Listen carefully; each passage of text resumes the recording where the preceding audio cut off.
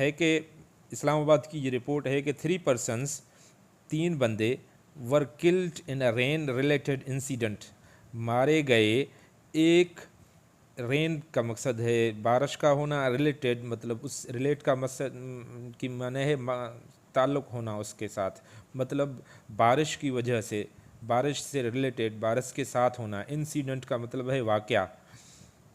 ठीक है। तो 3 मीन्स 3 पर्सन्स मतलब आदमी, पर्सन्स ये जमा है पर्सन का, एक पर्सन मतलब एक आदमी, वर किल्ड, किल ये सेकंड फॉर्म है, मारे गए, इन